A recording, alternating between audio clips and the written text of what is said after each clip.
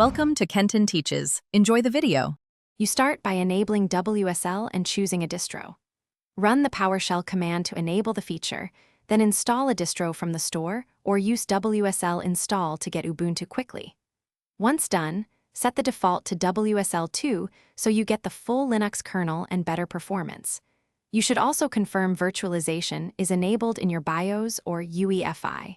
Without it, WSL2 won't run. This sets the foundation, so you can open a Linux shell and proceed. You now configure the distro and install the tools you need.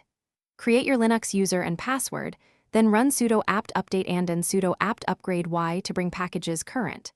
Make sure to install essentials like build essential, curl, and git. These let you compile and fetch code. Once done, verify file interoperability by accessing Windows files at /mnt/c and adjust your shell config, /bashrc or /. Profile, for aliases and path changes. You finish by integrating WSL into your daily workflow and optimizing resources.